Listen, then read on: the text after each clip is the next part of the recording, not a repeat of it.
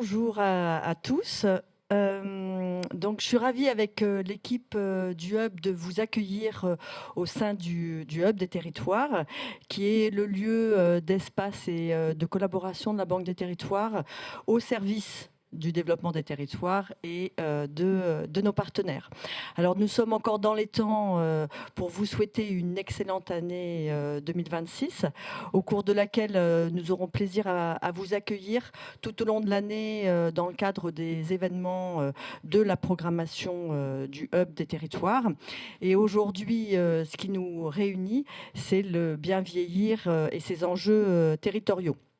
Alors sur le grand âge et le vieillissement, qui sont effectivement des défis majeurs pour notre société, à la fois en termes d'aménagement du territoire, mais également en termes d'adaptation des logements et d'adaptation des services.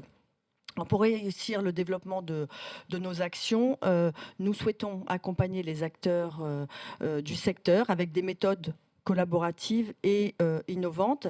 Et c'est dans ce cadre que l'accélérateur d'Impact Group, dont j'ai également la responsabilité, s'est engagé aux côtés des dirigeants des structures et des porteurs de projets qui vont vous être présentés ce matin. Alors l'accélérateur d'impact, c'est un dispositif que nous avons mis en place il y a quelques années pour à la fois soutenir et favoriser l'innovation au sein du groupe Caisse des dépôts. Dans ce cadre, la Banque des territoires a lancé le Silver Studio, qui est l'accélérateur dédié au bien vieillir, et au cours de laquelle nous allons à la fois travailler sur l'accompagnement et de favoriser la croissance en fait et le déploiement des offres, des participations de la Banque des territoires, avec l'objectif de pouvoir transformer les territoires face aux enjeux et aux problématiques rencontrées dans le cadre du vieillissement de la population. C'est également à travers le Silver Studio de pouvoir renforcer les liens entre les dirigeants et les porteurs de projets, avec les territoires, et avec cet objectif de pouvoir massifier nos impacts sur les territoires. Et puis de mettre en synergie en fait avec les objectifs que nous nous sommes donnés autour de la santé et du grand âge. Et pour finir, à travers l'accélérateur et le Silver Studio, c'est de pouvoir offrir un espace d'échange entre les entités du groupe, les participations et également l'ensemble des partenaires. Voilà, je ne vais pas être plus longue et je laisse la parole à François, et bonne matinée.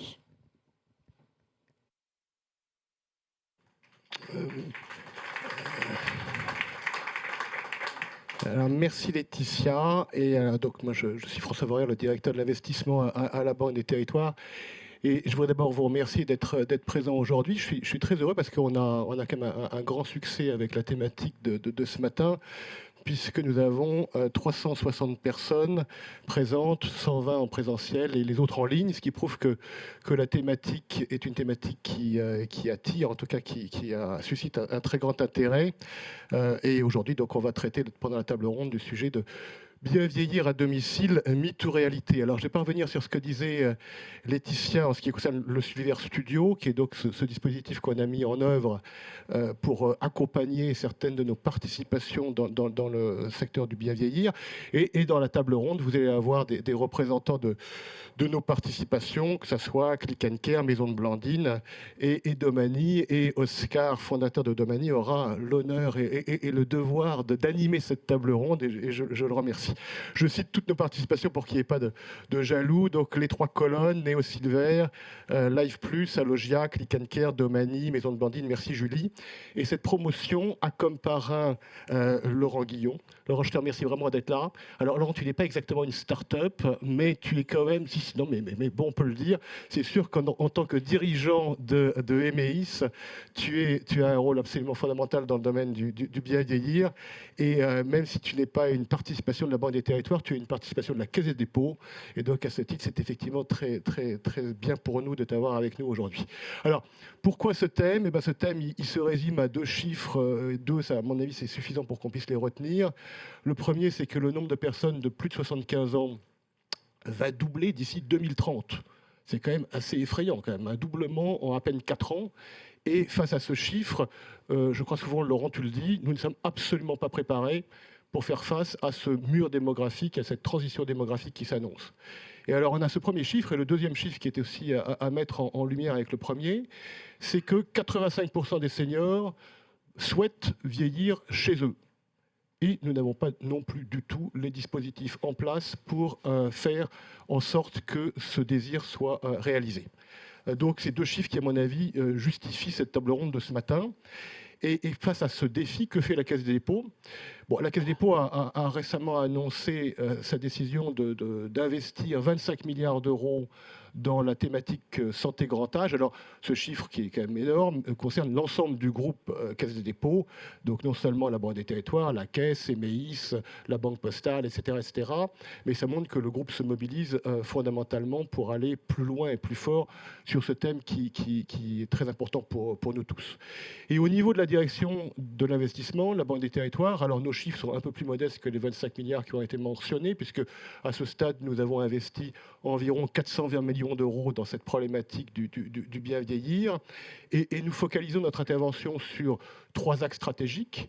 Le premier qui est évidemment d'essayer de garder les gens à domicile comme ils le souhaitent le plus longtemps possible. Et c'est là qu'on retrouve les 3 colonnes, merci Julie, ou notre participation plus récente dans WeCare. Et lorsque la problématique de garder les gens à domicile devient plus compliquée, mais que les gens sont encore autonomes, on parle d'habitat inclusif et de résidence senior, et c'est là que Maison de Blandine ou Domani interviennent.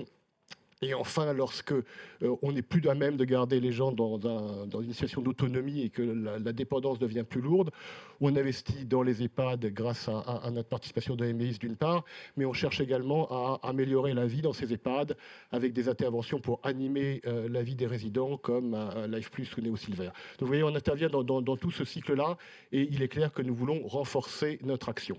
Alors voilà, je n'en dis pas plus parce que maintenant c'est aux experts de parler et je vais laisser la parole à Oscar qui est en charge donc d'animer la table ronde. Donc Oscar, c'est à toi. Merci.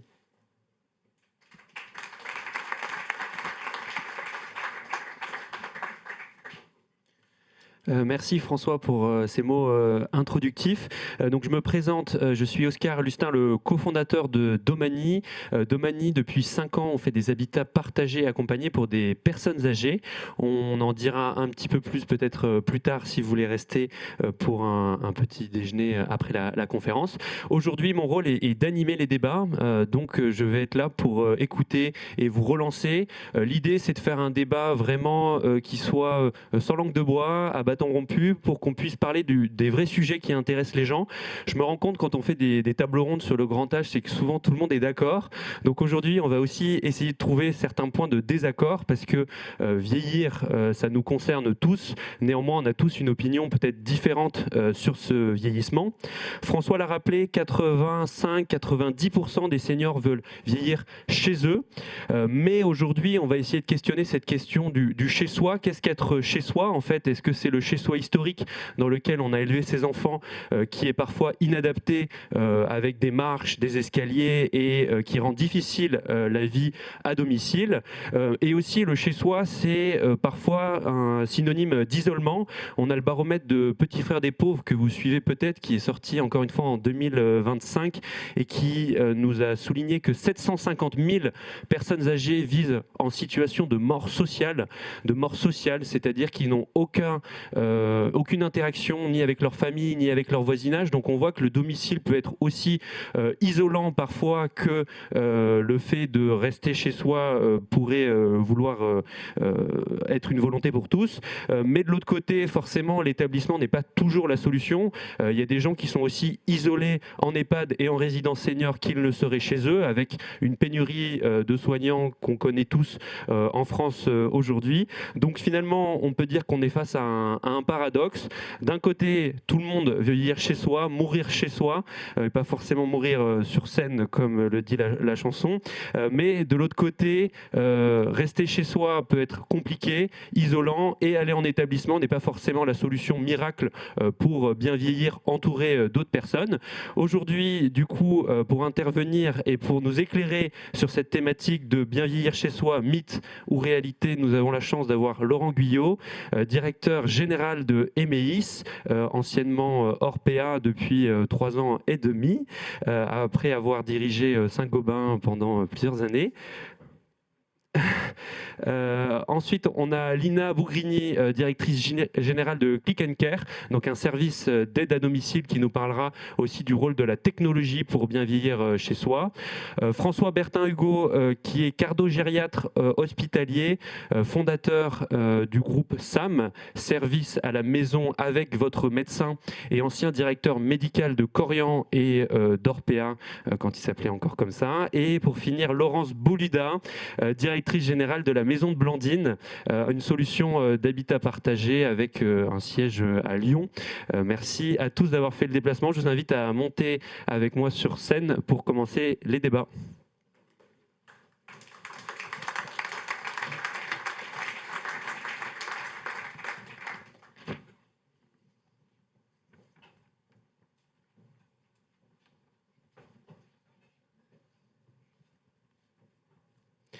Alors, on va commencer les débats avec Laurent.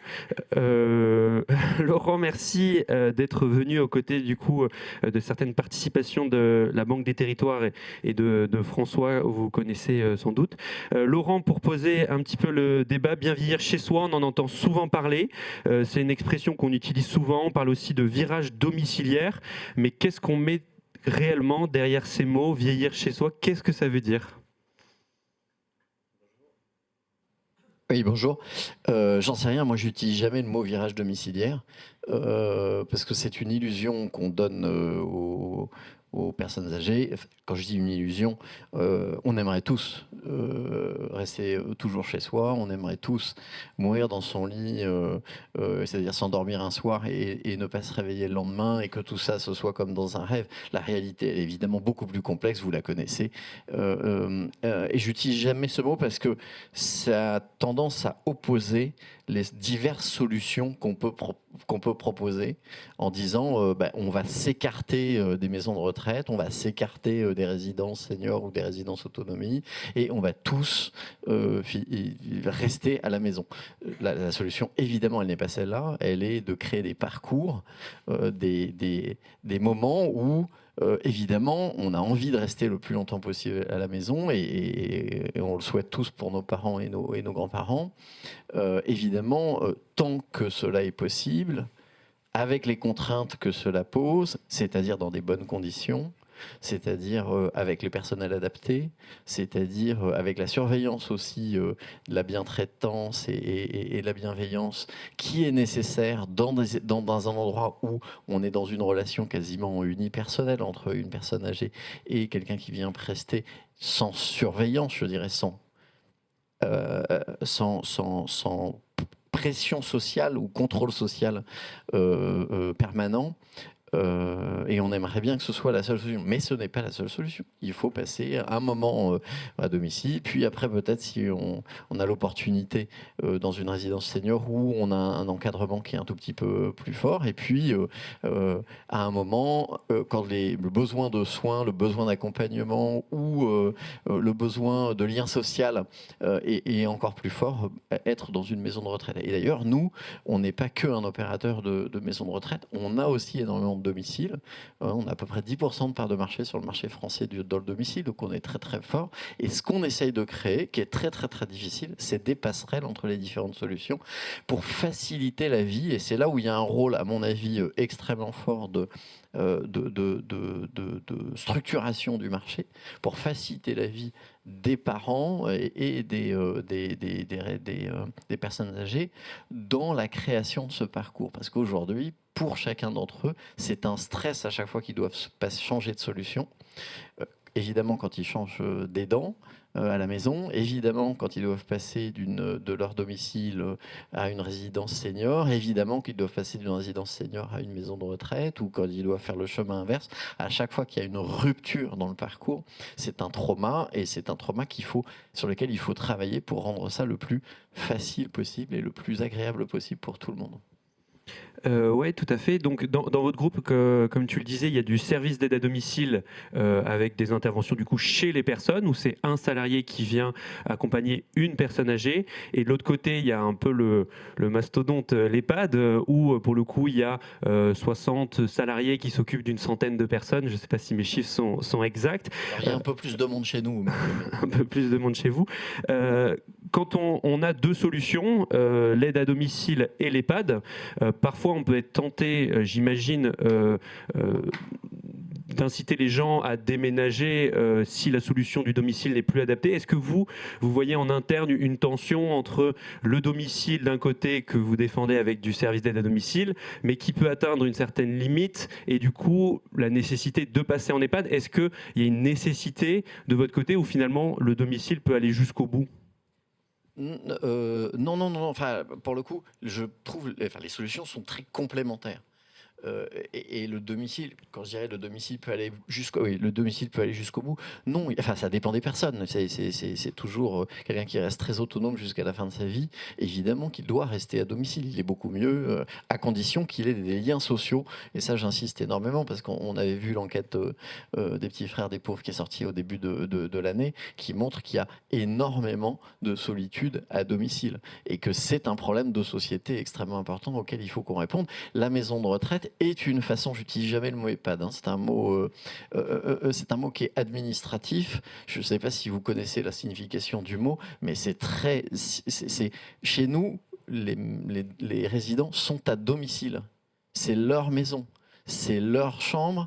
Évidemment, ça veut dire un tas de choses en termes d'organisation. On ne rentre pas dans la chambre d'un de nos résidents sans frapper, sans dire bonjour, etc. Parce qu'on est chez eux à partir du moment où ils sont dans un de nos établissements. Donc pour moi, c'est une continuité complète. Il n'y a pas de tension entre les deux. Ce qui est compliqué, c'est d'organiser les parcours, c'est-à-dire non pas et de dire que ça doit être fluide. C'est-à-dire à un moment, quelqu'un qui est à domicile, comment le convaincre qu'il est meilleur pour lui et meilleur pour sa santé, pour son bien-être, d'être dans un environnement plus collectif où il y a un encadrement qui est beaucoup plus fort. Ce moment-là, il est compliqué à organiser, il est compliqué à structurer. C'est là-dessus qu'il faut qu'on travaille, c'est ces moments de transition. Peut-être pour rebondir sur la question du chez-soi, la question qu'on me pose souvent, parce que le chiffre, je crois, la moyenne en France, une chambre d'EHPAD, c'est 20 mètres carrés. La question que me posent souvent les gens, c'est est-ce qu'on peut se sentir chez soi quand on a 20 mètres carrés? Tu nous disais qu'en EHPAD, les gens étaient chez eux. Est-ce que foncièrement, ils se sentent chez eux? Et comment vous faites en sorte qu'ils soient vraiment chez eux malgré ces 20 mètres carrés avec une salle de bain qui occupe 5 mètres carrés, donc 15 mètres carrés? Laurent, comment vous... Alors moi, je ne sais pas où vous vivez, hein. Mais il y a beaucoup de gens qui vivent dans cet espace-là, dans leur vie normale. Hein. Enfin,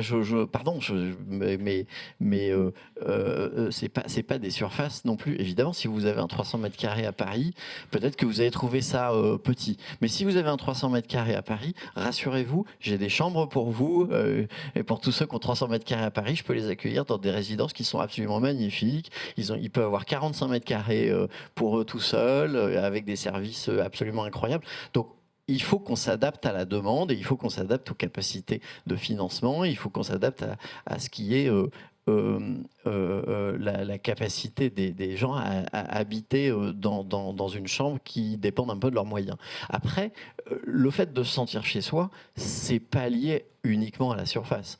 Ce qu'on propose, et évidemment, c'est d'aménager soi-même sa chambre, c'est d'amener des choses qui rappellent et qui viennent du logement. C'est aussi des activités qui font qu'il y a un collectif et qu'on se soit partie de la cité et partie d'une communauté. Et c'est ça, être chez soi. Être chez soi, c'est pas juste une surface. Je pense que c'est un truc un peu réducteur. J'étais hier à la cérémonie de remise des prix MDRS pour les maisons de retraite qui reconnaissent les projets sur lesquels beaucoup de maisons MI ont été primées et reconnues. l'enthousiasme des personnes âgées qui sont dans ces maisons quand elles font un projet collectif qui peut être, je sais pas, faire de l'escalade, aller faire des pots à yaourt et être poussé sur un circuit automobile, etc., etc. C'est créer un collectif, créer une communauté dans laquelle les gens se sentent ensemble et donc après elles se sentent chez eux ensemble. Merci. Et peut-être dernière question, tu le disais tout à l'heure sur la question du coût. Vieillir chez soi, on entend souvent que ça peut coûter jusqu'à 10 000 euros par mois si on a besoin d'accompagnement 7 jours sur 7, 24 sur 24. Vieillir en EHPAD, on entend aussi souvent que ça coûte cher. En maison de retraite, ça coûte cher. Du coup, par rapport à notre débat, bien vieillir chez soi, mythe ou réalité, quelle est selon toi la question du coût? Qu'est-ce que ça va jouer le coût là-dedans? Est-ce qu'à un moment, ça va limiter les gens pour rester chez eux? Ou au contraire, c'est pas forcément une problématique? Si bien sûr, si vous avez besoin d'un soutien, si vous avez besoin d'un soutien 24/24 chez vous avec une permanence des soins parce que votre état de dépendance est très très très élevé, ça coûte une fortune. Si vous y arrivez pour 10 000 euros, vous avez de la chance. Enfin, c'est pas à Paris, quoi. Donc ça dépend vraiment des zones géographiques et ça peut être beaucoup plus cher que ça. À ce moment-là, une maison de retraite est évidemment moins chère. Surtout que quand on fait la comparaison avec la maison de retraite, on oublie toujours que vous payez le logement et l'hébergement. Et donc, ce qui va être important de travailler dans le temps, ça va être des solutions de financement qui sont plus durables, qui ne relèvent pas uniquement que sur la solidarité nationale ou sur les revenus courants des personnes âgées. Les personnes âgées ont aussi un patrimoine qui est très très très très important et qui n'est pas mobilisé au soutien de leur période de dépendance. Et enfin, il ne l'est pas encore. Donc ça, c'est un travail qu'il faut qu'on fasse, notamment avec la Caisse des dépôts, parce que je pense que ça peut être un acteur extrêmement important de ce nouveau système de financement qui permette de trouver des financements adaptés pour financer cette dernière période de la vie. Parfait, merci. Pour continuer à alimenter le débat, François, merci d'avoir accepté de participer à cette table ronde. François, tu es cardio-gériatre et ancien directeur médical de Corian et d'Orpea Emeis aujourd'hui. Aujourd'hui, tu travailles pour un groupe qui s'appelle SAM, Service à la maison avec votre médecin. Donc c'est une innovation que tu mets en place. Comment on passe du côté très EHPAD au côté domicile? Et peut-être deuxième question, d'un point de vue médical, qu'est-ce que ça veut dire que bien vieillir chez soi? Est-ce que c'est possible?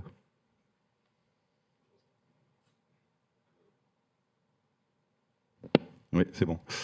Bonjour à tous, meilleurs vœux pour cette nouvelle année. Merci Escart de cette invitation, merci à la Caisse des dépôts de cette invitation. C'est vrai que j'ai une quinzaine d'années en tant que directeur médical dans des grands groupes, dans les groupes de leaders européens. Et je dirais que mon constat aujourd'hui, quand je suis en consultation, c'est qu'effectivement, ça a été rappelé, les personnes que je vois ont ce souhait de rester chez elles. C'est quelque chose de très important. Mon constat aussi, c'est que on est fréquemment, on est sur une perte d'accès aux soins à domicile de façon absolument, de façon très importante, avec une relation entre le fait de ne pas avoir accès aux soins et le fait de se retrouver hospitalisé dans des conditions tout à fait catastrophiques et au final de se retrouver effectivement en maison de retraite avec des décisions qui sont pour 8 personnes sur 10, selon un rapport qui a eu lieu en 2018, donc qui est ancien, des décisions qui sont prises dans lesquelles la personne n'a rien demandé et avec une interrogation en fait sur la justesse de ces décisions. Alors moi-même en tant que médecin, je me suis trompé de multiples fois. Je suis médecin et je vous dis que je me suis trompé. C'est pas courant, mais je peux vous assurer qu'on se trompe et on se trompe beaucoup. Et particulièrement quand on est à l'hôpital, parce qu'en fait, on oublie complètement l'environnement de la personne. On est entre quatre murs et à un moment donné, on discute avec une famille ou des aidants qui sont en souffrance. Et finalement, la solution qu'on trouve, c'est effectivement la maison de retraite. Mais la question qui se pose, je trouve, si on veut être assez juste, c'est la suivante. Est-ce que ce choix est un choix lié à une problématique de sécurité à domicile, ou est-ce que ce choix est lié à une problématique de charge mentale de la famille et de l'entourage ? Et comme je vous exprimais qu'on se trompait, le profil d'une personne prise en charge à l'hôpital impacte de façon majeure sur sa capacité ou pas à rester à domicile.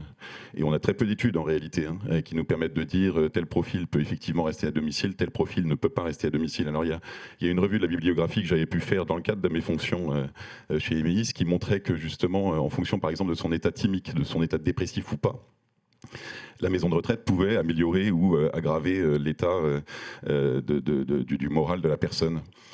Mais il y a assez peu d'études. Et finalement, si je reviens à la question que je vous posais, c'est-à-dire le niveau de risque pour la personne est-il inacceptable à domicile, je dois dire qu'à ce moment-là, il faut reprendre des éléments factuels. Si je prends le risque de chute n'est pas diminué parce que je rentre en institution. Ça, c'est pas vrai. Il est plutôt augmenté. Ça a été démontré. Le fait même d'avoir ce traumatisme qui est de passer de son domicile à l'institution entraîne de façon physiologique, je dirais presque, une augmentation du risque. Une personne, on parlait du domicile, elle est chez elle, le domicile, quand vous avancez en âge, il fait quasiment partie de vous-même, de votre être, de votre corps. Donc quand vous quittez et quand vous changez de domicile, il y a obligatoirement un impact, ce qu'a très bien dit Laurent, majeur.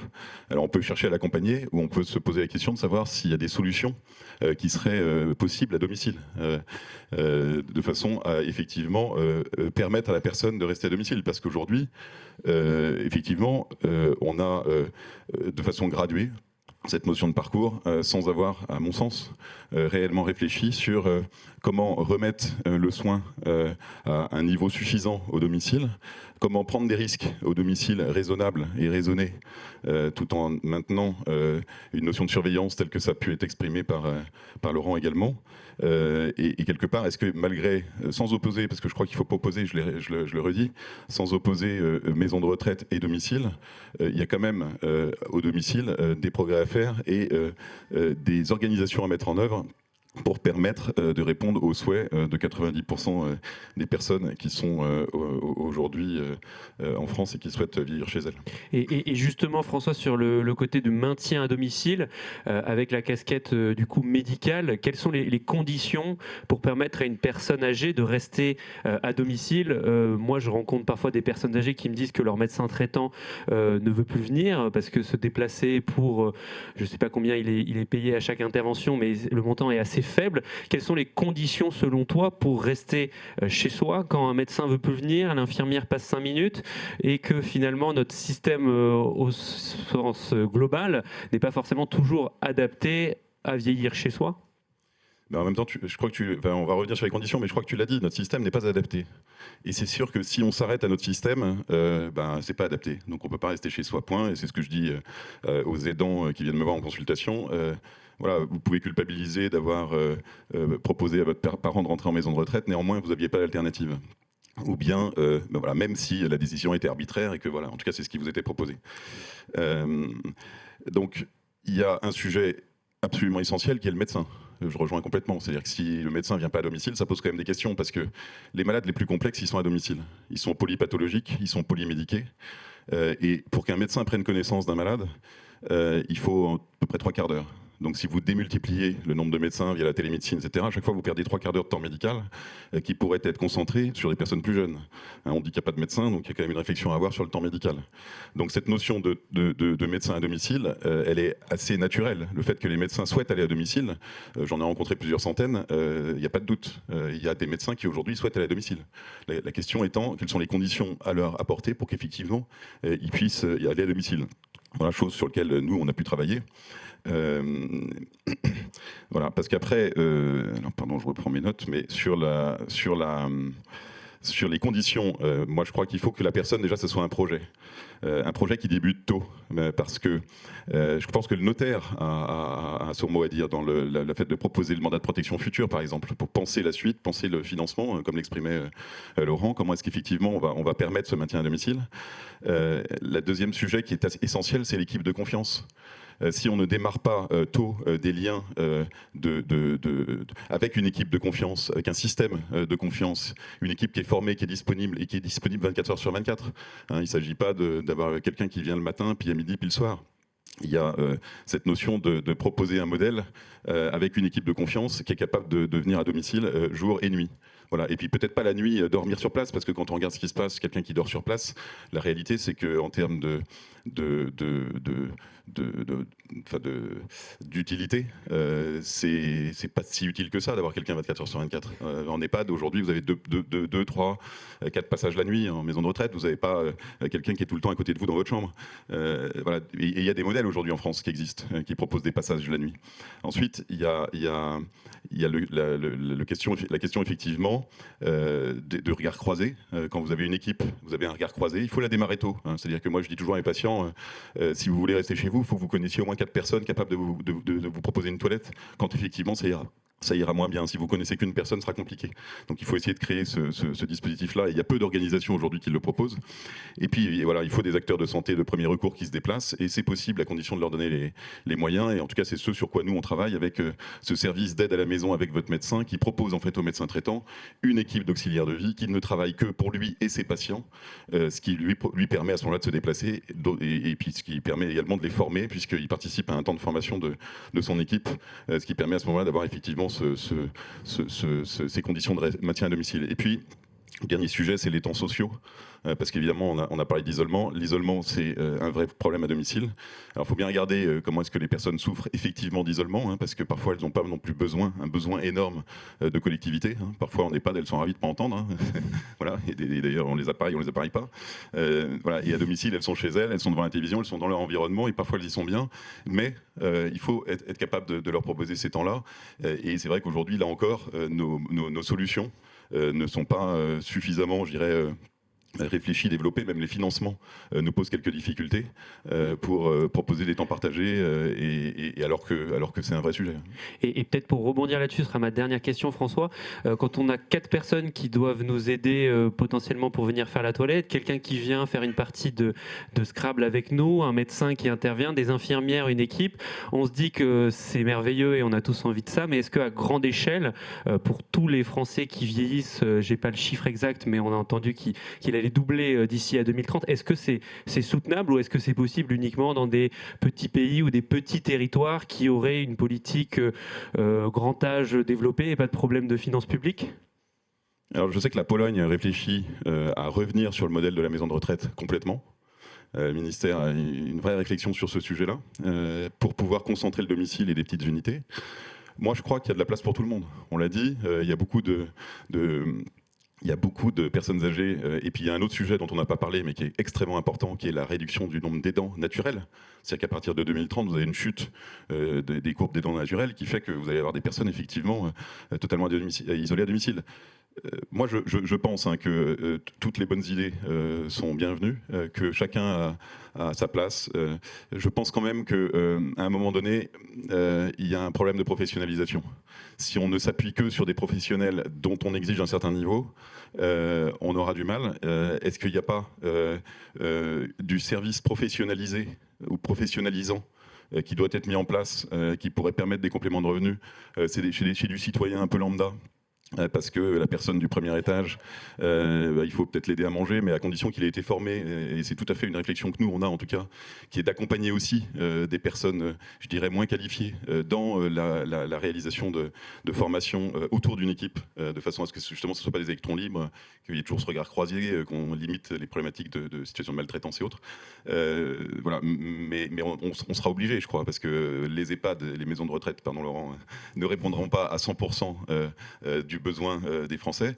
Le domicile ne répondra pas à 100% du besoin des Français, et donc à un moment donné, c'est des initiatives de solidarité plus ou moins rémunérées. En Australie, je ne sais pas si vous savez, mais vous avez des personnes âgées qui se sont organisées en coopérative et qui proposent du transport, puisque comme les taxis ne veulent plus prendre les personnes âgées pour les emmener chez le médecin, elles le font elles-mêmes, et pour autant elles se rémunèrent. Voilà, donc il y a plein de modèles qui sont possibles, il faut être inventif, et puis il faut avancer, quoi.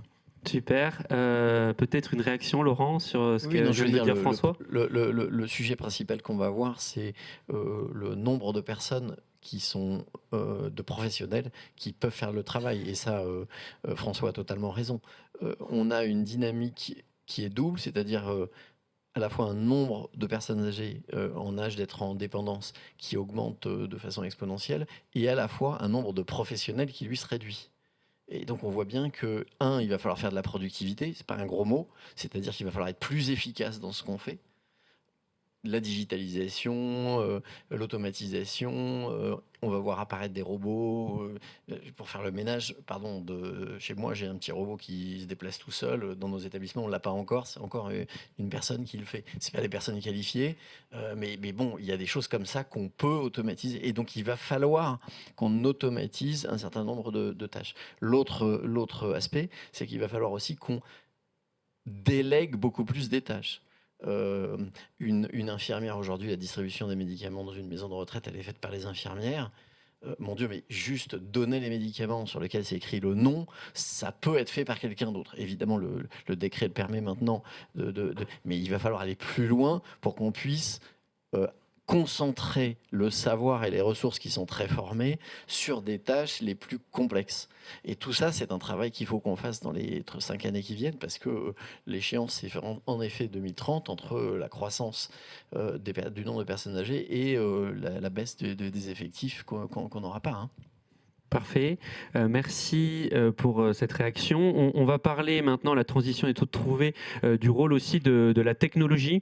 C'est vrai qu'on entend beaucoup parler des technologies au service du bien vieillir. La question est, est-ce que la technologie peut être une solution pour bien vieillir à domicile?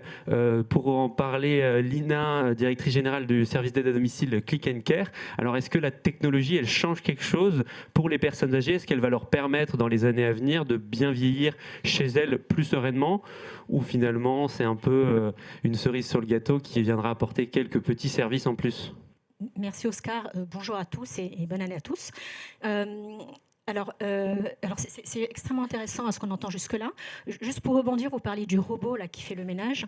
Alors nous, on avait une bénéficiaire chez qui on intervenait pour faire un petit peu de ménage et qui a mis en place cet appareil. Et puis j'ai une de mes collaboratrices qui me dit « Bon Lina, je mets quoi comme motif de churn? Est-ce que je mets concurrence ?» Donc c'est un petit peu le... donc oui, effectivement, je pense que la technologie va apporter beaucoup. Alors, on a beaucoup parlé du lieu d'où est-ce qu'on vieillit. Est-ce que c'est le domicile? Est-ce que c'est la maison de retraite? Moi, je pense qu'au-delà de cette question du lieu où on va vieillir, plutôt se poser la question de comment est-ce qu'on organise, comment est-ce qu'on sécurise, comment est-ce qu'on coordonne la personne autour de l'humain. Et c'est en ça que la technologie va nous apporter des éléments positifs, même si on en parlera aussi à ses limites. Je disais organisation. Alors on a parlé de capteurs, on va parler tout à l'heure d'IA, on parle de robots. En réalité, aujourd'hui, plus de 80% de l'accompagnement à domicile se fait par de l'humain. Et l'apport de la technologie, ça va être comment est-ce que j'organise cet humain de manière efficace autour de la personne, du bénéficiaire, pour délivrer des prestations de qualité. Par exemple, si je prends l'exemple de ce qu'on a pu mettre en place chez Click & Care. Donc Click & Care, c'est une structure, c'est un réseau de professionnels du secteur médico-social, qui intervient chez la personne âgée. Quand on met en place des prestations, quand on a un bénéficiaire qui a un contexte particulier, on va essayer de le mettre en relation avec la personne la mieux adaptée pour assurer la pérennité de la relation, pour assurer des prestations qualitatives. Et ça va se faire sur la base d'un matching qui intègre plus d'une quarantaine de critères. Alors, et non pas uniquement sur un appariement géographique. Alors, pour l'usager final, c'est totalement invisible. Par contre, pour la qualité de prestation, c'est décisif. On parle du matching. Si on parle de la continuité de service, qui fait également partie de cette organisation, si on parle de la continuité de service, dès lors où on met en place une prestation chez un de nos bénéficiaires, on organise un pool de candidats remplaçants pour prévenir les absences et assurer cette continuité de service. Si on détecte, et ça on détecte très rapidement, un retard, une absence, notre système va déclencher une alarme et déclencher, si l'absence est confirmée, immédiatement un remplacement, mais je vous parle de ça, c'est vraiment quelques minutes. Un remplacement avec une notification de ce pool d'intervenants, de candidats qu'on aura pré-identifiés pour notre bénéficiaire, ce qui va permettre d'assurer cette continuité de service, idéalement une continuité relationnelle, parce qu'on va plutôt choisir quelqu'un que connaît le bénéficiaire, de manière à ce que ça se passe le mieux possible à domicile. Donc ça, c'est des exemples, par exemple, que la technologie permet. On parle d'organisation, on parle de sécurisation. Tu parlais tout à l'heure des chutes. Si on prend, alors, le risque zéro n'existe pas ni à domicile, ni en maison de retraite. En revanche, si on prend le cas des chutes, qui est un cas qu'on décrit assez fréquemment, chez une personne de plus de 65 ans, près de 80% des risques des accidents de la vie courante, c'est la chute. Et ce n'est pas tant la chute qui est un sujet à domicile, c'est plutôt la réactivité, c'est la capacité de réagir rapidement, de prendre en charge rapidement cette chute. Et c'est ce que va nous permettre de faire, par exemple, des capteurs de mouvement, ou encore, s'il ne se passe rien, qui vont peut-être détecter un changement au sein du domicile, alerter rapidement une plateforme ou encore l'entourage proche, de manière à réagir rapidement, éviter une rupture dans l'aide à domicile, une hospitalisation, une complication ou encore une entrée en établissement si la personne souhaite rester à domicile. On voit avec ce que tu dis que la technologie en fait va apporter un plus pour les humains qui interviennent à domicile, leur permettre d'aller plus vite, d'être remplacés plus rapidement. Du coup, ce que j'entends, c'est que ça va améliorer les pratiques. Néanmoins, il n'y a pas un virage brutal. Il y a aussi toutes les questions de l'intelligence artificielle avec des robots au Japon qui pourraient faire potentiellement des toilettes ou faire ce genre de choses. Est-ce que ça, tu le vois venir, ou on est encore vraiment très très loin de ce type de comportement pour continuer à vieillir chez soi quasiment normalement possible sans surcoût XXL? Alors, si tu parles d'intelligence artificielle, nous, on s'en est emparé très, très rapidement chez Click & Care. Pour des structures opérationnelles, parce que Click & Care est une structure opérationnelle, c'est un véritable levier d'optimisation de nos opérations. Maintenant, est-ce que c'est un tournant anthropologique? Certainement pas. Certainement pas, parce que l'IA ne va jamais remplacer l'humain. Elle ne va pas susciter des vocations chez des intervenants. En revanche, comme je disais, c'est un levier qui est formidable pour optimiser l'organisation, la coordination, etc. Nous, chez Click & Care, je t'ai dit, on l'a utilisé assez rapidement pour optimiser nos opérations, supprimer toutes les tâches qui n'ont pas beaucoup de valeur ajoutée, pour détecter rapidement les situations à risque. Quand on a plusieurs centaines de bénéficiaires, en fait, tout est urgent. Mais en réalité, il y a des urgences qui sont prioritaires. Et c'est en ça où l'IA va nous aider. Et puis, à partir de 2026, on va également s'appuyer dessus pour nous permettre d'identifier chez des personnes à risque une aggravation de la dépendance. Donc oui, c'est un levier formidable. C'est un levier... et ça va marquer un tournant en termes d'organisation, mais pas un tournant humain pour nos organisations.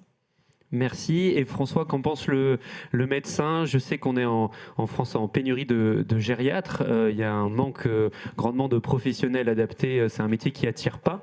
Qu'est-ce qu'en pense le médecin sur l'intelligence artificielle ou la technologie au service de bien vieillir chez soi?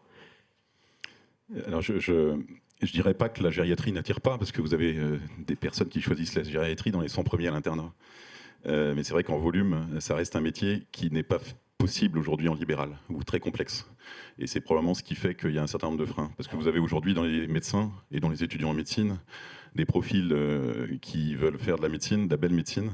Et c'est ceux qu'on va voir d'ailleurs, qui acceptent dans des belles conditions de revenir à domicile. Pour prendre un petit exemple, l'autre jour dans le 7e à Paris, on a une dame qui tombe, l'auxiliaire de vie qui vient, qui voit qu'elle est par terre avec un poignet gonflé. On est mercredi soir, il est 18h. La question se pose, quel est le parcours normal d'une personne comme ça? C'est l'envoi à Cochin, urgence, 12 heures, 91 ans. Hein. Le fils est en Turquie. Et après, une radio, éventuellement un plâtre, et puis comme elle est seule à domicile, un départ en service de court séjour, éventuellement ensuite un soin de suite, et puis voilà, avec toutes les problématiques qu'il peut y avoir. Là, en l'occurrence, il y a une photo qui est envoyée au médecin, qui regarde, qui dit « c'est pas si compliqué que ça ». On va la mettre dans son lit avec du Doliprane, on verra demain. Et puis la techno nous amène la radio au domicile, maintenant. Et puis le médecin, il a un copain chirurgien, donc en fait, c'est pas si compliqué que ça de passer un coup de fil et d'arriver à trouver un rendez-vous, même si l'ambulancier a 1 heure de retard. Je vous parle de la vraie vie. Hein.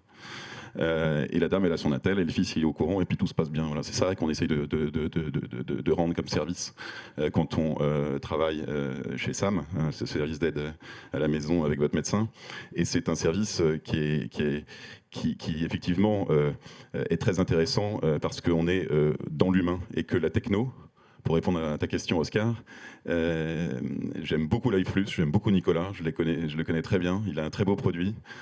Pour autant, s'il n'y a pas de réponse en face d'un produit tech, le produit tech, il n'a pas de valeur. Donc il faut avoir une réponse humaine, et donc il faut que la tech, elle s'adapte à des organisations humaines. Et notre problème aujourd'hui, elle est quand même beaucoup sur nos organisations humaines. Comment est-ce qu'on s'organise humainement pour prendre en charge des personnes âgées à domicile, et après, et nous on y travaille beaucoup, avec quelle tech? Et il faut avoir le courage de dire qu'il y a des techs qui détectent 93% des chutes, il y en a d'autres qui en détectent 99 mais qui vous dérangent toutes les 3 minutes, donc ça pose quelques problèmes.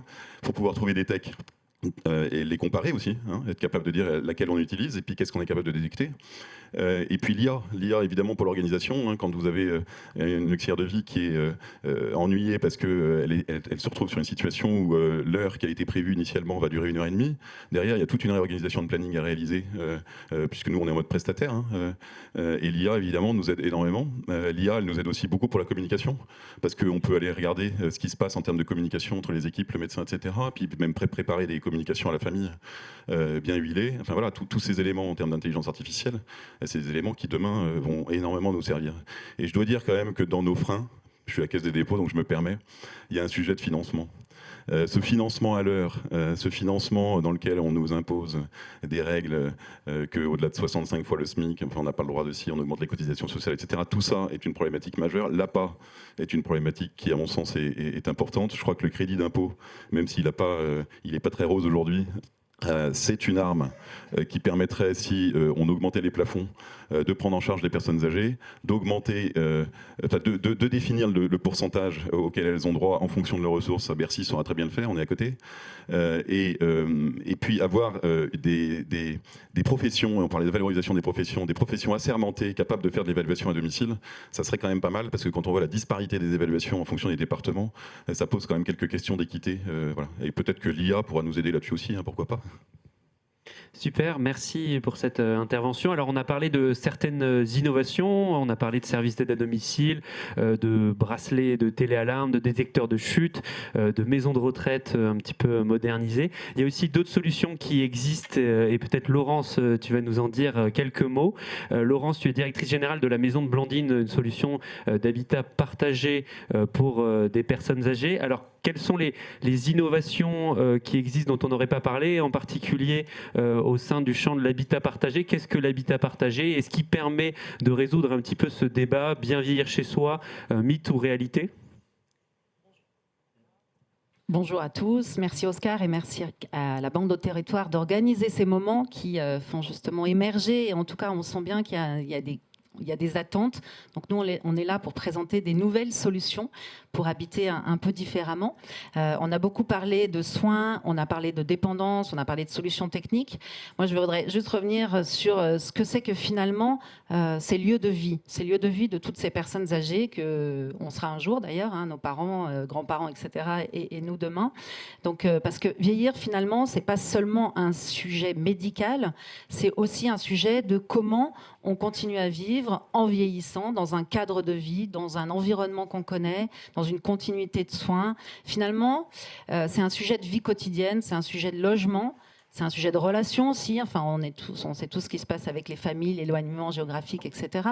Donc, c'est tout ça qui participe du mieux vieillir. Donc l'innovation sociale au milieu de ça, c'est quoi? C'est finalement de trouver une nouvelle modalité, une nouvelle façon d'habiter un peu différemment dans des solutions diverses et variées.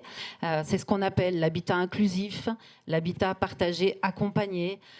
Ce sont des solutions intermédiaires, complémentaires à ce qui existe, où finalement, vraiment, c'est une nouvelle brique. C'est une sorte de maison à taille humaine, où chacun, et c'est concrètement comme ça qu'est présenté un habitat partagé, donc il y a plein de solutions différentes, c'est chacun a son logement, a son chez-soi, à soi, c'est-à-dire qu'il a sa décoration, il a son mobilier.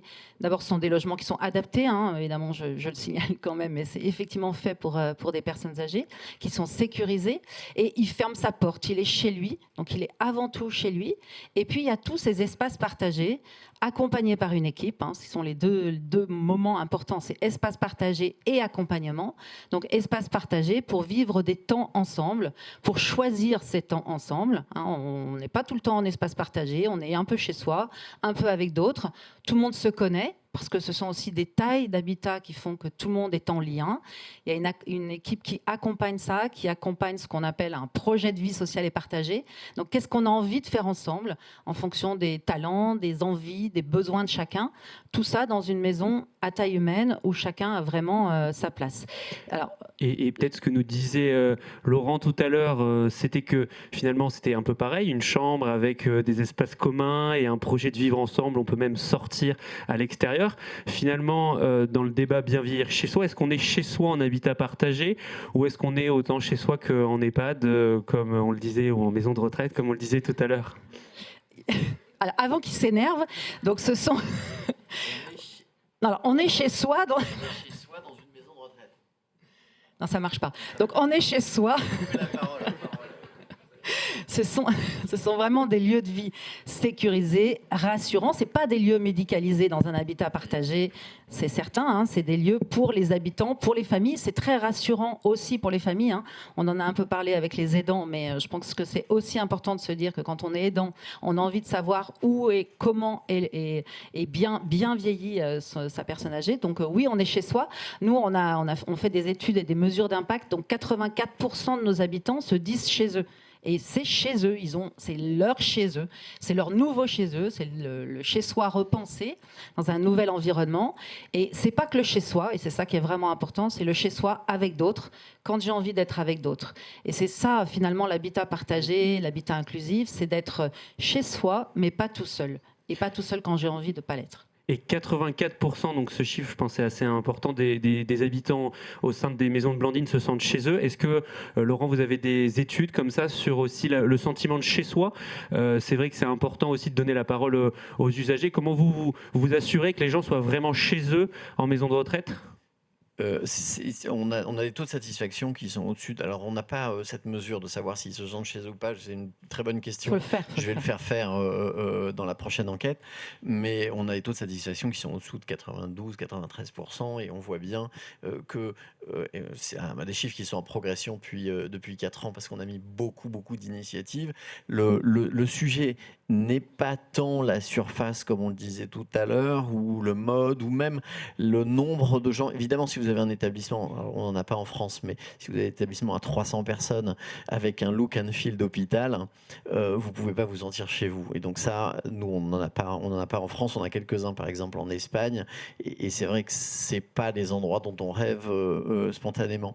Après, si vous avez des structures de bâtiments qui sont en petits îlots séparés, mais en même temps que vous avez suffisamment de monde pour les aider, pour les soutenir, parce que c'est ça l'arbitrage. L'arbitrage, c'est une masse critique avec un certain nombre de résidents pour pouvoir avoir la permanence des soins et la permanence du personnel, y compris de nuit, de telle sorte à ce qu'on ait des passages réguliers, qu'on ait suffisamment de présence humaine de façon permanente. Et en même temps, essayer d'organiser les structures pour que les personnes se sentent dans des dans des petits îlots à 7, 14, c'est ça les chiffres, de telle sorte à ce qu'il y ait un look and feel qui soit beaucoup plus personnel. Et c'est ça qu'on fait dans les nouvelles maisons. Ça existe déjà, c'est pour les années à venir? Ça existe déjà, on en a quelques-unes en Europe. Alors après, les 5 dernières années n'ont pas été des années de construction gigantesque dans le secteur, donc c'est un sujet. Ça veut dire qu'on vit sur des maisons et des concepts qui ont été construits dans les années 80-90 et que ça, il va falloir le réformer. Mais le réformer, ça veut dire le financement et ça veut dire des engagements extrêmement importants. Les dernières maisons sont plutôt comme ça et là donnent... alors, il y a cet aspect qui est un aspect extrêmement important d'immobilier. Il y a un autre aspect qui est la vie en collectivité. Et c'est ça qui, sur le fond, est plus J'allais dire, si j'ai à faire un classement, c'est ça qui est plus important, c'est-à-dire une dynamique collective des équipes d'encadrants et des résidents qui fait que les personnes se sentent chez eux. Qu'est-ce qui échange entre un établissement et chez vous ? Le seul truc que vous ne pouvez pas faire dans un établissement et que vous pouvez faire chez vous quand vous êtes dans votre collectivité avec votre famille, c'est que vous ne pouvez pas vous promener tout seul dans votre couloir. Mais c'est le seul truc. Sinon, le reste, vous êtes dans votre chambre. Pardon, je dis ça, mais si vous avez des enfants, ils sont dans leur chambre, ils sortent dîner dans un espace qui est un espace collectif. C'est exactement la même chose. La seule chose, c'est pas vous promener tout nu dans le couloir dans une maison de retraite, c'est pas recommandé. C'est pas recommandé, en effet. Il y a aussi un sujet important quand on parle un peu d'innovation, c'est la question des territoires. Est-ce que c'est possible aujourd'hui pour une personne âgée de vieillir dans un habitat partagé, quel que soit son territoire, ou quelles seraient les limites, les freins pour que ce soit développé de manière un peu plus conséquente en France ? Alors c'est vrai que c'est une vraie solution de territoire justement, c'est-à-dire qu'on est implanté et aussi bien dans des milieux ruraux, dans des communes de petite taille que dans des milieux périurbains ou urbains. Donc justement, c'est finalement s'installer là où les gros entre guillemets, peuvent pas forcément aller. Donc, premièrement, donc ça veut dire que vous avez dit 8, 14, 20, 25, j'en sais rien la taille. En tout cas, c'est une taille humaine. Une taille humaine, c'est 25-30. On se connaît tous quand on est 25-30. C'est faire en sorte que ces personnes âgées restent acteurs et actifs, donc implantés dans leur commune, dans leur territoire. Après, on peut s'implanter partout. Et là, je sais qu'il y a un certain nombre d'investisseurs institutionnels ou autres dans la salle. C'est juste la question d'après, c'est qui finance dans des communes qui sont un peu plus reculées, justement, pour que tout le monde ait une solution, même si on est dans une commune de 5 000 ou 10 000 habitants, là où une grosse résidence, là où un EHPAD, alors une maison de retraite ne pourra pas s'installer, mais il y aura des solutions différentes, à taille humaine, proche, et quand je dis proche du territoire, et on est tous très très proches du centre de la commune, pour créer ces liens avec l'écosystème aussi bien de la mairie que des associations, que l'écosystème de santé, parce que du coup, j'en ai pas parlé aussi, mais évidemment, on est en lien avec tous les acteurs, les professionnels de santé, parce que tout ce qu'on fait dans nos maisons, ça participe aussi de la prévention, les activités, les repas, etc., la prévention des troubles physiques, cognitifs, nutritionnels, tout ça, ça avance aussi parce qu'on est tous ensemble et on est en lien avec les acteurs de santé, même quand il n'y a pas toujours des gériatres en proximité, mais on a quand même ces liens, évidemment, avec les professionnels autour. Parfait, merci tout le monde. Avant qu'on passe aux questions de la salle et aux questions en ligne, est-ce que l'un ou l'une d'entre vous veut dire un petit mot de la fin, une remarque qu'il n'aurait pas pu dire pendant cet échange ? Moi, je veux bien, simplement parce que quand j'ai parlé des problématiques de risque, je n'ai pas parlé de la problématique de la collectivité. C'est vrai qu'une collectivité à 30, ce n'est pas une collectivité à 90, ce n'est pas une collectivité à 8, mais en tout cas, toutes les études nous montrent sur le plan médical que la collectivité est un environnement à risque en tant que tel. Voilà, donc il ne faut pas l'oublier dans la façon dans les propositions qu'on fait au moment où effectivement il y a une éventuelle institutionnalisation. Et dans ce qu'exprimait Laurent sur la surveillance dans les établissements en France, Emeis est en avance. Tous les EHPAD français n'ont pas le niveau de surveillance d'Emeis.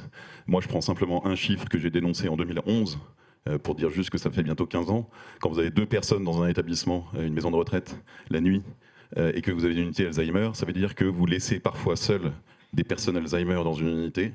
Et ça, sociétalement parlant, je vous avoue que je trouve ça totalement inacceptable, puisqu'on sait que des malades Alzheimer peuvent revivre des choses qu'ils ont vécues plus jeunes, et que potentiellement ça peut être dangereux. Voilà. Et je pense que sociétalement, ça serait un élément qui devrait être dans le cahier des charges comme étant quelque chose d'impossible. On ne réunit pas plusieurs malades atteints d'une maladie avec entre eux des problèmes de comportement possibles majeurs, sans effectivement leur proposer une surveillance 24 heures sur 24. Je trouve que c'est un point qui est extrêmement important. Voilà ce que je voulais exprimer sur la collectivité. Laurent, un petit mot de la fin ? Non, mais je vais rebondir. François est bien au courant de ce qui a été fait chez Emeis et de ce qu'on fait encore depuis. Donc évidemment, chez nous, ce genre de situation n'est pas possible. Après, il y a un travail à faire collectivement sur toutes les formes d'accompagnement, que ce soit le domicile, que ce soit les maisons de retraite, de monter en compétences et de monter en niveau d'accompagnement. Et je dis ça, c'est vrai pour le grand âge, c'est encore Enfin, c'est tout aussi vrai dans l'hôpital public où moi je viens d'un secteur industriel. Et tout à l'heure que j'ai fait passer 20 ans de ma vie chez Saint-Gobain, je viens d'un niveau industriel. Les process qualité dans le métier du soin sont à des années-lumière de ce qu'on fait pour produire un pare-brise. Ce qui est quand même assez dingue d'un point de vue humain, de se dire qu'on fait plus attention à comment on produit un pare-brise que comment on prend soin d'une de nos personnes âgées ou d'un jeune qui va à l'hôpital public. Il y a les statistiques de la HAS sur les déclarations d'événements indésirables graves liés aux soins. Dans la dernière publication où ils indiquent entre 4000 et 5000 événements indésirables graves liés aux soins, ils indiquent qu'il y a une sous-déclaration d'un facteur 20, 30. Ça veut dire que quand il vous arrive quelque chose à l'hôpital, vous avez uniquement 3% de chance que ce soit déclaré, traité, accompagné d'un process d'amélioration continue. On est là, l'apport de la technologie, l'apport des méthodologies va être fondamental pour monter extrêmement fortement le niveau des prestations qu'on est en train d'offrir pour faire une prestation de niveau, je dirais, raisonnable. Parfait, merci à tous pour ce débat. J'espère qu'il aura éclairé sur bien vieillir chez soi, mythe ou réalité. Est-ce que en ligne ou dans la salle, il y a des questions? Pour rappel, une question, c'est une phrase courte qui finit par un point d'interrogation. Je dis ça parce que parfois, oui, là-bas, une question. En ligne, n'hésitez pas à poser vos questions. Il y a quelqu'un qui les lit et qui pourra faire le relais. Oui, alors je vais faire une phrase courte qui se termine par un point d'interrogation, ça va être rapide. Donc Franck Nataf de la FEDESAP. Vous avez tous et toutes mentionné les plus ou moins les difficultés qu'il peut y avoir en termes de recrutement. En revanche, dans les différentes solutions que vous nous avez présentées, qui sont en effet complémentaires, moi, j'ai pas vu la manière dont vous voyez les choses, en particulier vis-à-vis d'une échéance courte qui est 2030, qui est comment on résout ce problème de recrutement enfin, la partie professionnalisation. À partir du moment où on a les salariés, en fait, entre guillemets, il suffirait de les former. Néanmoins, il faut d'abord et avant tout les trouver. Laurence. Moi, je veux bien répondre. Voilà. Je pense que l'idée, c'est qu'il y ait des solutions complémentaires. Donc, on s'y attelle tous. Et on s'y attelle tous. Et après, il faut faire connaître et reconnaître ces solutions. Donc, il y a plein de solutions différentes. Je parle pour ce qu'on fait de solutions d'habitat partagé, d'habitat inclusif, ou en tout cas, il en est nécessaire partout. Donc, comme on est sur des petites tailles, vous l'avez compris, c'est de la taille humaine, donc 20, 25, 30, enfin 15, 20, 25, 30, il en faut partout. Donc, tout ça, ça va participer à répondre à déjà rassembler quelque part des gens qui pourraient vivre dans un environnement qui est plus sécurisé, qui est plus cadrant, qui est plus humain. Donc, ça va participer de ça, et c'est en faisant connaître et reconnaître ces formes de solutions différentes. Donc on y va. Aujourd'hui, alors c'est sûr que nous, on représente, nous tous, là, on représente une toute petite manne de la société, mais quand même, il y a déjà un certain nombre de places ou un certain nombre d'appartements, de logements qui peuvent compléter ce qui existe déjà. Et d'un point de vue RH, est-ce que ça attire ces métiers ? Et voilà, c'est ce que j'allais dire, c'est que nous, moi, j'ai pas parlé de recrutement parce qu'au contraire, alors je vais pas dire au contraire, mais en tout cas, il y a des gens qui ont envie de travailler un peu différemment dans le prendre soin. On est dans l'accompagnement et on en parlait tout à l'heure, le fait d'être accompagné, d'avoir quelqu'un qui, vous parliez de cette personne âgée qui est tombée, etc. Quand il y a un environnement qui connaît la personne, qui connaît la famille, etc., on gagne du temps, de la sérénité, de la sécurité. Et cet accompagnement-là, il intéresse déjà pas mal de gens. C'est des nouveaux métiers, donc on est en train d'inventer des nouveaux métiers d'accompagnement dans le mieux vieillir ou dans le vieillissement de la population. On n'est pas dans le médical, on est dans l'humain, dans le bien vieillir, dans le mieux vieillir. Et il y a franchement, on n'a pas de difficulté pour recruter. Donc Laurence invente des nouveaux métiers pour recruter. Et côté Laurent, comment on fait pour se réinventer d'un point de vue RH ? On a 80 000 salariés en Europe. Ça veut dire que chaque année, on recrute 15 000 et des années 20 000 personnes. Donc moi, je suis à une échelle industrielle. Donc oui, ces métiers attirent. Alors il faut former beaucoup plus. L'année dernière, en France seulement, on a fait plus de 5500 formations parce que je ne crois pas qu'on trouvera les aides-soignantes, les infirmières sur le marché comme ça de façon facile. Et donc, il faut qu'on les accompagne pour prendre des gens qui sont des personnes qui sont disponibles sur le marché de l'emploi et qui sont assez peu qualifiées et qu'on les accompagne dans leur formation. Et donc, on a ouvert l'année dernière aussi un centre de formation aide-soignant dans la région parisienne. Et notre métier, ça va être de plus en plus de faire de la formation et de substituer des formations qui n'existent pas en nombre suffisant en France. Ça, c'est le premier point. Le deuxième point, je crois beaucoup à la technologie. Alors, ça va être des gains de productivité progressifs, donc on ne peut pas se dire ça va nous remplacer toutes nos personnes demain. Ce n'est pas le cas. C'est pour libérer du temps de nos équipes aussi face aux résidents. Mais oui, on peut faire d'énormes gains de productivité en mettant de la technologie, en mettant de l'IA, en mettant de la digitalisation, en simplifiant les reportings. Une infirmière, elle passe 40 à 50% de son temps à faire du reporting. C'est pas ce qu'elle a envie de faire le matin quand elle se lève, quoi. Elle a jamais été formée à faire de l'Excel, enfin je veux dire, ou n'importe quel outil que vous avez, et c'est pas ce qui l'a fait rêver, et c'est pas ce pourquoi elle a choisi cette carrière. Donc si on peut libérer de tout ça, ça nous redonne du temps à la fois pour le résident et puis à la fois pour dire on va avoir besoin de moins de personnes. Et troisième point, parce que quand on fait les chiffres et qu'on pousse à 2030, on voit que ces deux solutions-là ne sont pas suffisantes, et on sait que déjà entre 25 et 30% de nos auxiliaires de vie, donc de personnes d'hébergement dans nos établissements, sont des gens qui ne sont pas de nationalité française. Ils ont évidemment leur papier, parce que sinon ils ne peuvent pas travailler chez nous, mais on ne peut pas se passer dans nos métiers d'une forme d'immigration, que ce soit une immigration choisie ou une immigration comme on le fait aujourd'hui sans la choisir. Et donc il va falloir qu'on travaille avec les pouvoirs publics, parce que tous les discours ambiants qu'on entend aujourd'hui, c'est une forme de négation de la qualité de service qu'on peut rendre à nos patients et nos résidents. À domicile, c'est encore plus important. Et donc il va falloir qu'on travaille sur ces trois solutions-là en poussant toutes les solutions de façon simultanée.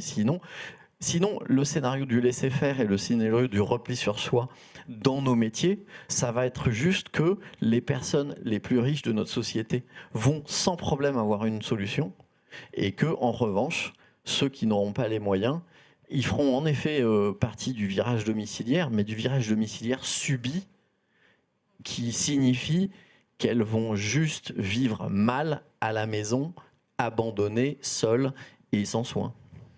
Un scénario pessimiste, est-ce qu'il y a une question Mon scénario est optimiste, parce que moi je bosse sur les formations, les recrutements, la qualification, parce que ça c'est vraiment important, et je bosse avec les pouvoirs publics, et je le répète partout, qu'il nous faut une forme d'immigration et une forme d'accompagnement de cette immigration. Je prends encore un peu la parole. On a dans des pays qui sont des pays d'Europe, ce qui est complètement différent de notre culture, en Autriche, qui n'est pas un pays où l'extrême gauche est au pouvoir, on travaille avec le ministère de l'Intérieur pour faire venir des étrangers sur lesquels on a, avant qu'ils viennent chez nous, avant qu'ils arrivent dans nos établissements et même en Autriche, on leur a fait une formation en langue allemande, on leur a fait une formation en culture autrichienne, on leur a fait une formation formation politique de fonctionnement des institutions, et on les a appariés avec un collaborateur chez nous dans un de nos établissements, de telle sorte à ce que quand ils arrivent, ils ont un job, ils soient accompagnés dans leur démarche. Ça veut dire quoi ? Ça veut dire que ces personnes sont immédiatement intégrées. Et donc on peut travailler de façon extrêmement positive à résoudre notre problème avec quelque chose qu'on choisit et pas quelque chose qu'on subit. Est-ce qu'on a pas mal de questions ? Est-ce qu'il y a une question Oscar, peut-être ? je vais juste compléter, parce qu'effectivement on parle de formation, en une phrase. Alors peut-être pas en une phrase, mais de manière synthétique.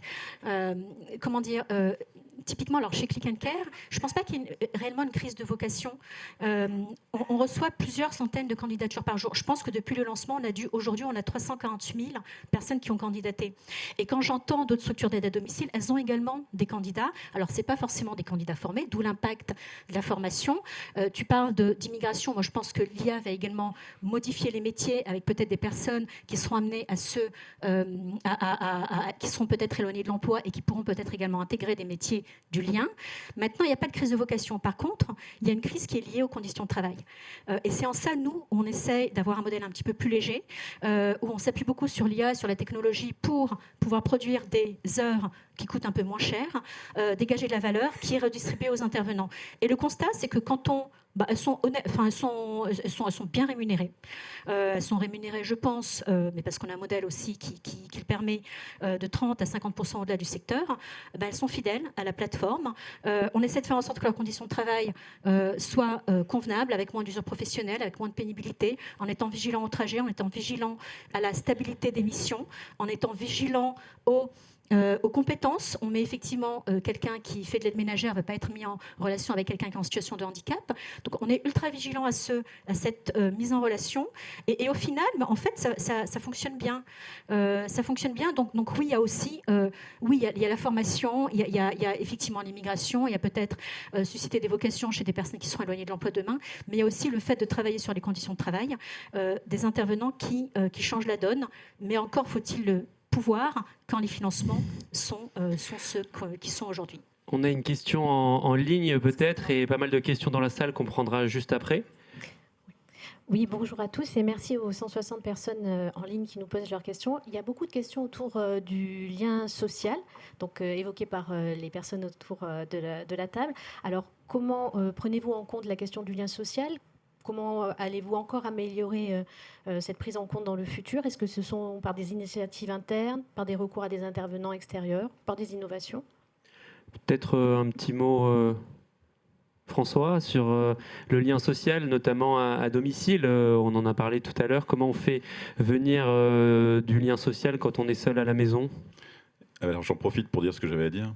Les auxiliaires de vie, pour les valoriser, il faut... à mon sens, enfin nous, il y a le médecin qui leur parle. C'est idiot, mais en fait, un médecin qui parle à une auxiliaire de vie, c'est un élément de valorisation pour elle qui est majeur. Il ne le fait pas par hasard. Elles sont parfois 3 à 6 heures par jour au domicile. Elles ont des éléments d'information qu'une infirmière qui passe 10 minutes n'a pas. Et l'ANAP a démontré qu'elles étaient en capacité de nous dire si oui ou non il y a une hospitalisation qui s'opérerait dans les 7 jours à venir. Donc on a un métier d'une grande valeur qui est sous-valorisé de façon évidente et qu'il faut complètement remettre. Et je rejoins complètement ce qui a été dit. Et ça fait le lien avec le lien social. Parce que le lien social, quand vous apportez de la vie chez quelqu'un, vous créez du lien social. Et 3 heures de vie chez quelqu'un, la façon dont la personne va prendre en charge la personne âgée, c'est déjà du lien social. Voilà. En établissement, il faut quand même rappeler que dans certains, c'est 70% de malades d'Alzheimer, 80%, 60% de troubles du comportement, 60% de dépression. Voilà, c'est pas non plus rose tous les jours. Et effectivement, il faut apporter de la vie de la même façon. Mais je dirais que sur le domicile, moi, je crois que c'est les intervenants qui doivent apporter de la vie. Qu'il faut qu'on puisse emmener chez le coiffeur 3 personnes en même temps, avec des modèles économiques qui nous le permettent. Aujourd'hui, c'est compliqué.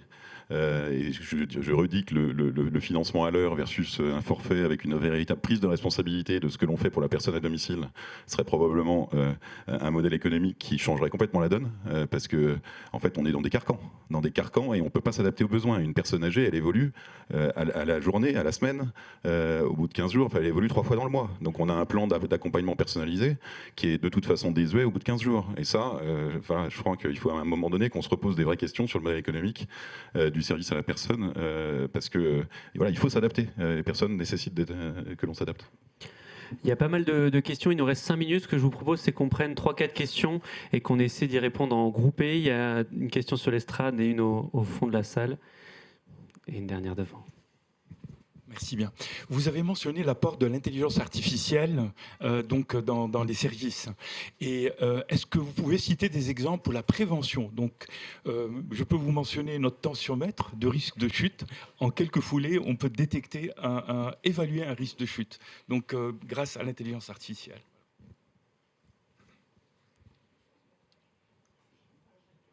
Une deuxième question peut-être en haut sur l'estrade. Question sur le sujet du financement. D'abord, bravo pour les solutions et les innovations que vous apportez avec vos entreprises. Un chiffre, d'après la Silver Alliance, le coût du bien vieillir à domicile, c'est 1 290 € et vous faites quasi x2 quand vous arrivez à plus de 85 ans. Comment dans vos entreprises vous aidez vos clients, vos patients, vos adhérents à financer vos solutions ? Donc l'intelligence artificielle, est-ce qu'il y a des exemples ? Ensuite, une question... Oui, une Bonjour. troisième. Benjamin Zimmer, donc directeur de Silver Alliance, merci.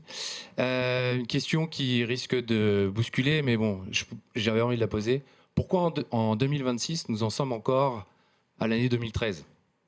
Rappelez-vous le contrat de filière et toutes les discussions que nous avions eues entre Bercy, le ministère de la Santé. Je crois qu'il y a beaucoup de choses qui ont été dites ce matin, qu'on avait déjà dit. Il y a juste un truc qui a changé, il y a l'IA qui est arrivé dans nos vies. Mais hormis ça, je crois qu'on est à peu près pareil. Et une dernière question, et après on essaie à répondre aux 4 d'un coup. Bonjour et merci pour cette passionnante table ronde. Pour moi, la question de bien vieillir chez soi, c'est la capacité d'en sortir. Donc, c'est la question de la mobilité.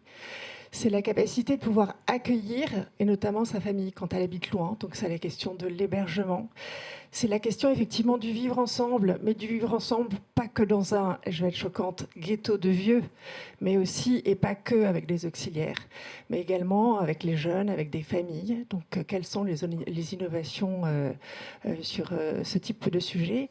Et puis, la dernière question, qui est celle de mon utilité sociale. Est-ce qu'il y a une réflexion autour de l'utilité sociale des seniors jusqu'au bout, jusqu'à la fin de leur vie? Super, est-ce que vous avez des éléments de réponse, Laurence ?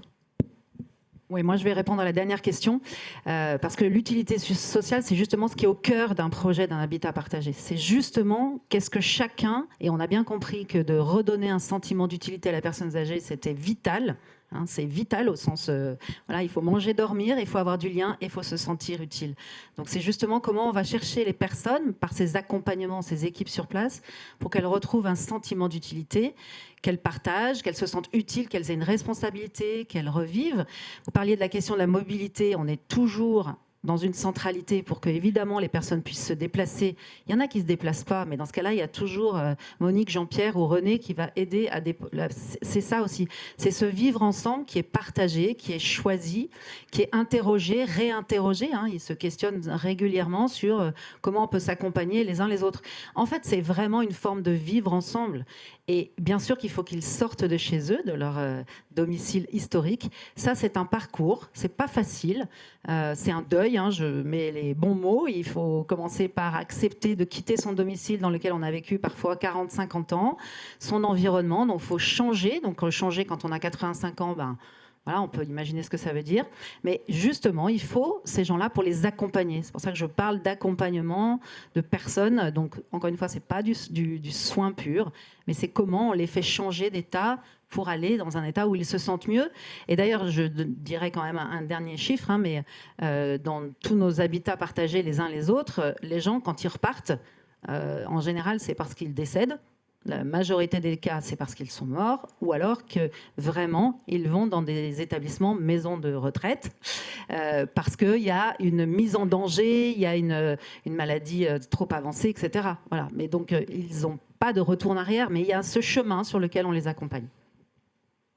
Oui, Bon, je ne vais pas dire mieux, parce que c'est exactement la même chose. On n'a pas une grande différence. On travaille énormément dans nos établissements sur ce qu'on appelle l'animation, c'est-à-dire la vie dans l'établissement, le vivre ensemble et redonner un rôle à nos résidents.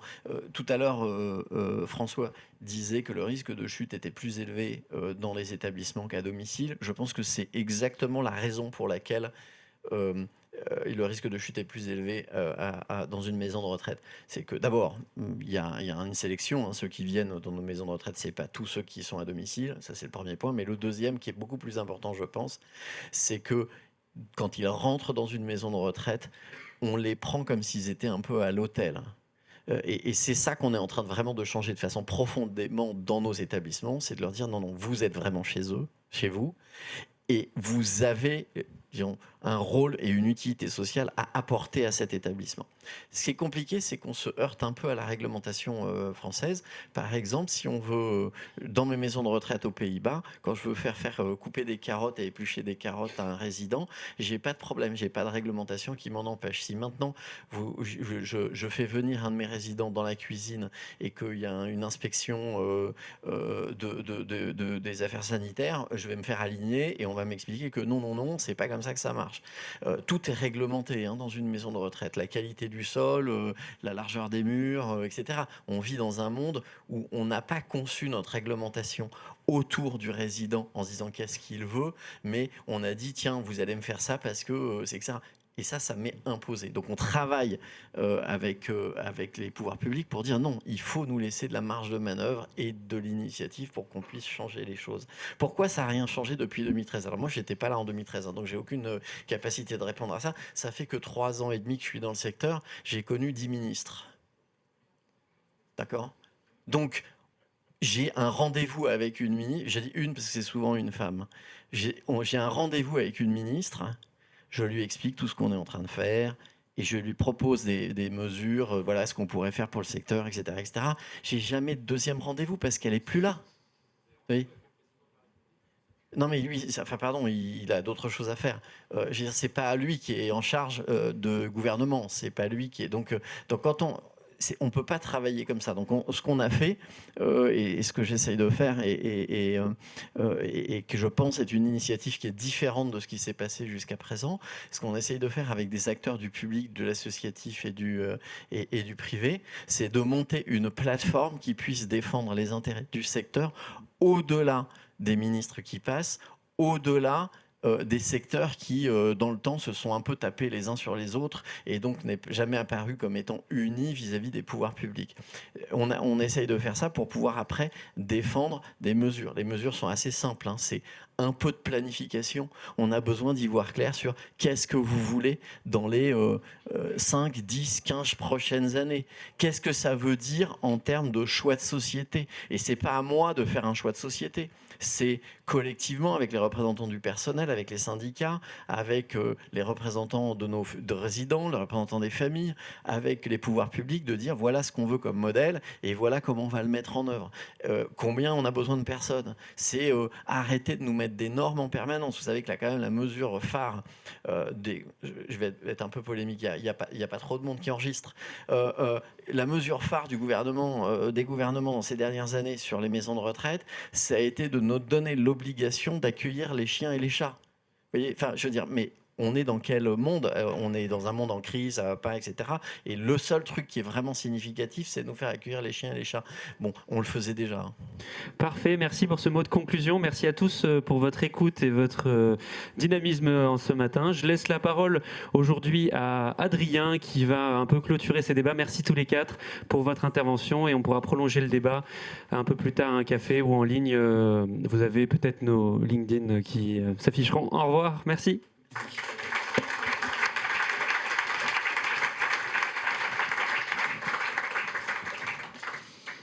Bonjour à tous. À nouveau, la Banque des Territoires est ravie de vous avoir accueillis ce matin. Je me présente en un mot. Donc, je suis Adrien de Cranbrook. Je dirige les investissements liés au grand âge au sein de la Banque des Territoires. Il me revient le mot de conclusion. Alors, premier élément, c'est très compliqué. J'ai été très attentif pendant 1h30 et je me suis dit ça va être difficile de conclure. Quelques idées qui me viennent. La première, c'est que on a bien entendu que vieillir à son domicile, quels que soient les acteurs qui ont pris la parole, on est tous alignés sur cet objectif et qu'il existe différentes formes de solutions. Et dans ces formes de solutions, je ne reviens pas sur les solutions techniques, EHPAD, domicile, habitat intermédiaire, habitat partagé. Je reviens sur un élément qui m'a marqué, c'est la notion d'écosystème. En fait, chaque solution ne se suffit pas en elle-même. Elle s'intègre dans un écosystème médical, un écosystème technologique, un écosystème humain, RH et de politique publique. En fait, c'est ça le deuxième élément qui me marque. C'est que ça conforte notre idée, nous, côté Banque des Territoires, établissement public financier, qu'on a un grand champ d'action, une grande intervention à faire sur ce marché, parce qu'on entend bien, ce matin, il n'y a eu que des personnes privées, des projets privés qui se sont présentés devant nous tous, mais c'est un sujet qui est très lié aux politiques publiques. C'est à la fois un marché économique et c'est à la fois une politique publique, et les appels à la régulation, pas à la régulation, c'est pas le bon mot, là Laurent va me reprendre, plutôt un appel à la visibilité, la prévisibilité, à la vision long terme. Eh bien, c'est un peu ça que plusieurs d'entre vous avez appelé ce matin. Alors nous, Banque des Territoires, on va s'atteler via nos investissements dans des projets privés à soutenir cette croissance, et puis via nos connexions publiques à poursuivre, entre guillemets, notre lobbying, nos actions auprès des pouvoirs publics pour demander une clarification, une visibilité, parce qu'on est là pour les accompagner. Voilà. Eh bien, c'est ce que je peux dire. C'était très riche. Je vous remercie pour votre présence. Je vous invite à passer derrière les estrades et vous pouvez encore reprendre un café. Il y a encore quelques viennoiseries. Prenons un peu de temps pour discuter les uns les autres. Et malheureusement, à 11h, il nous reste quand même un peu de temps. À 11h, nous devrons essayer de vous mettre dehors parce que le Silver Studio, qu'on a évoqué en introduction, qui est notre accélérateur d'entreprise, poursuit, sous l'égide de Laurent Guillot, le parrain, poursuit son parcours d'accompagnement, mais à huis clos. Alors, merci pour votre venue. À tout de suite pour un café et à très bientôt.